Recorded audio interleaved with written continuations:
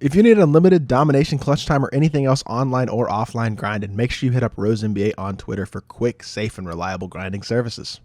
Yo, what is good, YouTube, and welcome back to another JC2K video. In today's video, we're going to be building the best team using exclusively free cards in NBA 2K23 MyTEAM. But before we hop into the video, if you haven't already, make sure you hit that subscribe button. Help me push towards the 7,000 subscriber mark on the channel. I upload every single day, and I would really appreciate your support if you haven't already, if you do subscribe. Without further ado, let's hop right into it. Let's start off with the starting point guard position. But actually, before we do that, I just want to make one point real quickly. I'm only including one pink diamond trophy case card because that's the maximum that is available right now. I haven't seen anybody that's been able to get 2 trophy case cards so far. So because of that, we're limited to 1 right now. So I'm only going to be including 1 on the squad. Otherwise, this team would be made up majority of trophy case cards. And obviously, with you only being able to get 1 right now, that just wouldn't be very logical. So starting off with the starting point guard position, I am going with Spider Donovan Mitchell. This Donovan Mitchell card is one of, if not the best point guards in the game. Just an exceptional all-around card. At only 6'1", he's a little short, but he's got a 6'10" wingspan. Hotspots are decent. 3 Hall of Fame badges are fast twitch, limitless takeoff, and quick first step. 93 speed and excellent, 89 shot 3,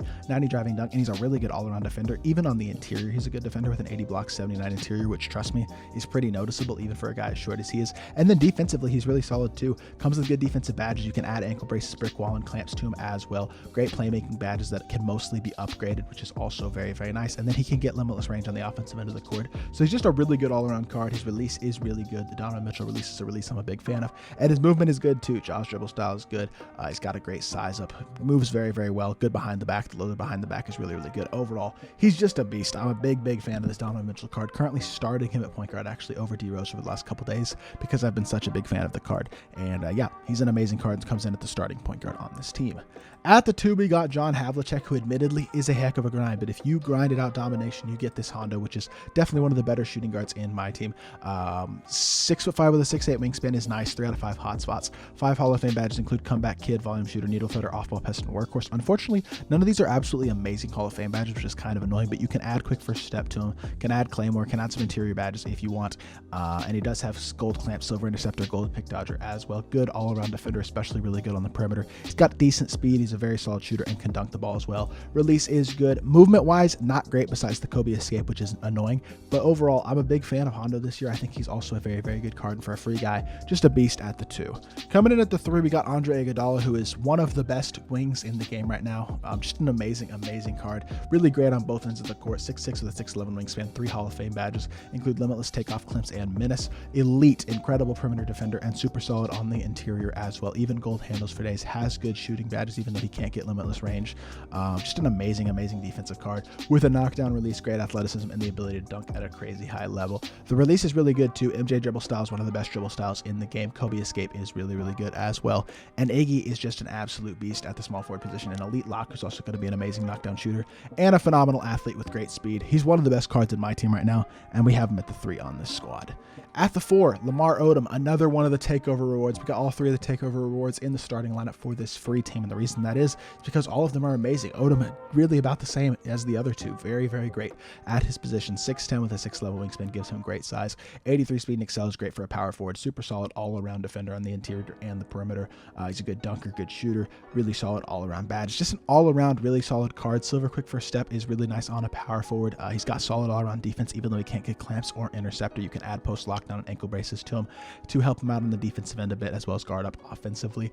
Very, very good slasher additionally. And the release, I like Odom's release this year better than I liked it last year by a significant margin, which is yet another just really, really nice feature to the card. He's just a beast. Really, really good all-around power forward. Just that's perfect glue guy you can run at the power forward position. Also has really good size, and he is our starting power forward on this free squad. At the 5, I debated between a few guys. I considered Arvydas Sabonis, considered Jermaine O'Neal, but the guy, considered Zydrunas Ilgauskas, but the guy that I decided on clearly is Jermaine O'Neal. And Jermaine, he's just a really, really good card. Release on this card isn't incredible. I will say it's not bad, but it's not amazing. I don't love the Steven Adams release upper, but everything else for a center is amazing. He's a really good defender with great defensive badges, but additionally can shoot the ball at a solid level with a 73 shot 3, the ability ability to get badges like limitless range as well. You can upgrade his catch and shoot. He's a really elite finisher with half bully, half post spin technician, which are two really good badges. Great dunker. He's got pretty good size of 6'11 with a 7'3 wingspan. Just having a stretch big who's got good speed, can finish, can defend on the interior, and can shoot the ball is just super nice. Even a solid playmaker. You can add quick first step to him, which is actually a pretty valid badge to him, considering he already has a lot of good playmaking badges and great speed. He's just a mismatch nightmare at the center position, can really do everything on the court at a high level, and is a beast at that position. At the backup one, we got this collector level John Stockton. I considered the base Steph Curry or starter John Morant. I'm sorry, Series 1 John Morant. Actually, no, the starter John Morant is the better one, but I decided to go with Stockton because I think he gives you the best mix of defense and offense. Despite the fact that he can't dunk the ball, he's a really good shooter with good shooting badges and the ability to get limitless range. 88 speed and excel is not bad, and he's a really good perimeter defender as well with super solid perimeter defensive badges, as well as the ability to get clamps, get other badges if you want to add them to him as well. Like, you can get basically every single badge in the game, which definitely helps him out as well and lets you kind of customize the card for what you need him to do. Stockton release is really good, and his movement again is pretty solid with Kobe escape and the Stockton dribble style being pretty good. He's just a very solid card. He's got normal leaner, which is one of the best leaners in the game, and overall Stockton just a very good all-around point guard on both ends of the court, which is super valuable for a backup point guard on this squad. At the backup two, I will admit this is probably the weakest position on the squad, at least arguably, but I'm going with Ruby Michael Jordan, and I don't think this card is bad. Admittedly, he only has a 60 shot three, but if you're open, you can green with him. Trust me. With the way shooting this is this year, he's got a few shooting badges as well. He really isn't that bad of a shooter whatsoever. If you're open, you can green very consistently with the card. He can get quick first step. He's got solid bronze and silver playmaking and defensive badges, as well as finishing, 85 driving dunk, decent speed, and super solid all-around perimeter defender. Great dunk animations. MJ is not a bad card at all. Also has the MJ dribble style, which, like I said, is really good. Damn, behind the back is also really good. And I'm not his fan. His release obviously isn't ridiculous like it was in 2K22, but I'm still a fan of his release, and I think he's a really good card. And honestly, a better shooter than the card would look based on paper. He's a better shooter than he looks on paper, and because of that, he's good enough for the backup two for me. At the backup three, we're going with I changed my mind. We're going to go with LeBron James. I think LeBron is just slightly better than Xavier McDaniel on both ends of the court for me personally. LeBron just has obviously super cheesy animation. Statistically, is super solid all the way around with really good perimeter defense. Interior-wise, isn't amazing, but a 77 interior isn't bad. He's got good speed. He's a great dunker with great dunk animations, and a solid enough shooter as well with a good release. They improved LeBron's release this year, and he plays better defense than the badges and stats would say, because he's just got really good animations. LeBron, every year, really good animations. Going to be one of the best finishers in the game, but also can knock down a shot, play some defense, and play make a bit as well. His release is better this year than it's been in previous years. Looks more realistic, but also is easier to time than it has been in previous years. He shoots corner threes, which has been an issue on current gen in the past. And I think LeBron is honestly a very valid card at the back at small forward position. Definitely a fan of what he can do. At the backup power forward, we're going with Giannis Antetokounmpo. Giannis, just a beast. This is my backup power forward on my God squad right now. 6'11", hot spots or cold spots are pretty annoying, but he's got great speed for a power forward, and he can knock down a wide open three as well as a wide open mid-range. His release is not that bad. He can get a few shooting badges like a catch and shoot if you want to add that to him. Has bronze quick first step, basically every defensive badge in the game except for pick dodger on silver or bronze, and you can add pick dodger to him as well if you'd like. And he's obviously going to be an incredible finisher and a really good all-around defender as well. Low steal, mediocre block, but the interior and perimeter stats as well as lateral quickness are amazing. And the Giannis release, while not as good as it was last year, is still not a bad release either.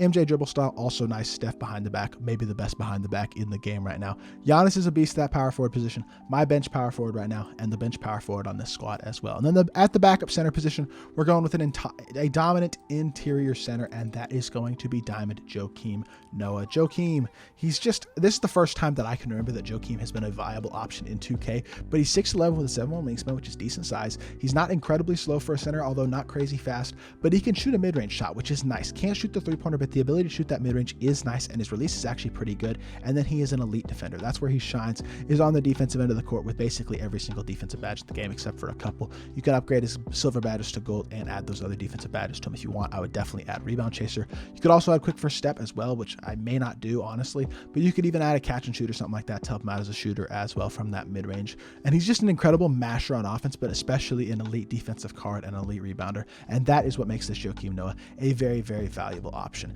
at that backup center position. And considering the starters are a lot stronger than the bench, I will say we could use a few more free cards maybe right now, but this is not a bad team whatsoever. I would feel confident using this squad, taking them into Unlimited, and kept winning the vast majority of my games and being able to get rewards and things like that. So if you're grinding the game is looking very rewarding this year, and it's rewards you some of the best cards in the game. Guys like Donovan Mitchell, Iggy, Lamar Odom, Jermaine O'Neal, or other trophy case cards. If you're grinding the game hard right now, it's giving you a lot of really, really good rewards. So hopefully y'all did enjoy this video. If you did, make sure you hit that like button, leave a comment, and subscribe. I'll be back with more 2K content very, very soon, and I appreciate y'all.